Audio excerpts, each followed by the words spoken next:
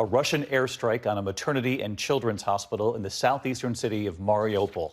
Ukraine's President Zelenskyy calling it an atrocity tonight, pleading once again for help in closing the skies over Ukraine.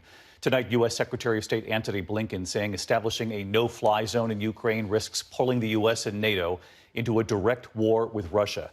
And tonight, what the Pentagon is now saying about those Soviet-era fighter jets in Poland President Zelenskyy had been asking for, what he might get instead.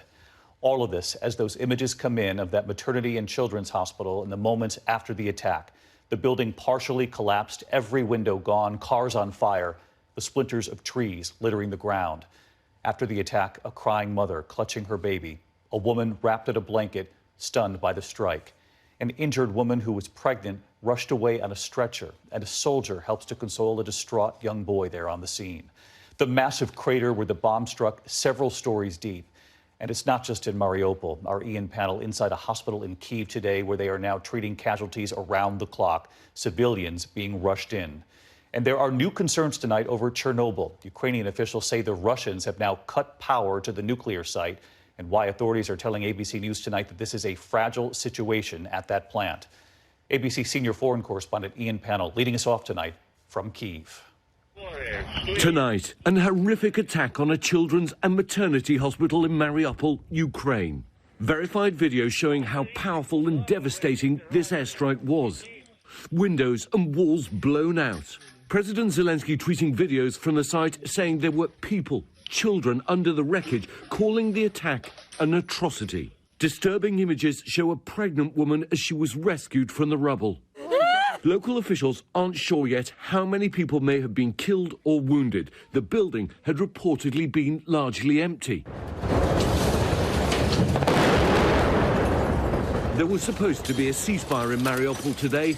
Instead, Putin's warplanes hit a hospital for innocent children, mothers and medics. It was quickly condemned as almost certainly a war crime. City officials say over 1,200 people have been killed in the onslaught. And for the fifth straight day, an evacuation plan for Mariupol's 200,000 trapped citizens collapsed because of the fighting. No.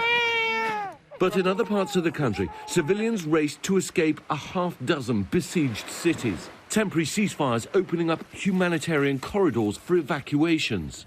But the toll for civilians is unbearable. We visited a hospital in Kyiv today that is receiving some of the war wounded.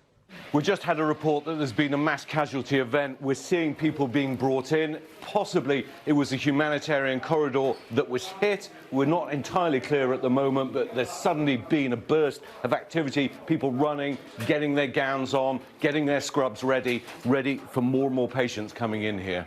This trauma hospital has been treating civilian and military casualties since the Russian invasion began. The last 2 weeks seeing a significant rise in the number of patients with gunshot wounds and injuries from shrapnel.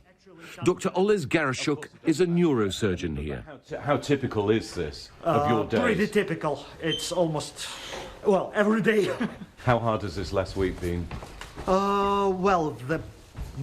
Probably the most difficult were first 3 days or even 2 days. Now we have just, how to move into our normal regime, which is actually not normal, but we are already used to that. The casualties we saw today were all civilians, and for many of them, the agony of this war has ripped apart their lives.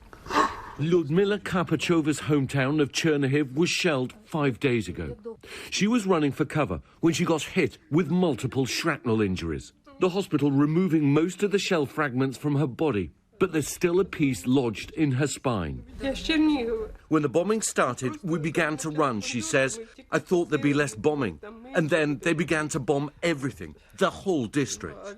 60 miles north of the capital, there was renewed concern today over the Russian-occupied Chernobyl nuclear site. Ukrainian officials saying part of the facility was disconnected from the nation's power grid and warning there could be a radiation leak. But experts say the power cutoff isn't critical to safety at this time. The head of the International Atomic Energy Agency telling ABC's Aaron Katersky today there is no immediate risk of a radiation leak, but they're watching closely. It's a situation that is very fragile. And tonight, the White House with a new warning saying we should all be on the lookout for Russia to possibly use chemical or biological weapons in Ukraine or to create a false flag operation using them. In neighbouring Poland, 2 American Patriot missile batteries were now manned and being made operational, according to the Pentagon. As fears grow, this conflict could spread. Today, the US again rejecting a Polish plan to transfer its Soviet-era fighter jets to a US base in Germany and then onto the Ukrainian Air Force. The intelligence community has assessed that the transfer of MiG-29s to Ukraine may be mistaken as escalatory and could result in a significant Russian reaction. And today, in the middle of this war,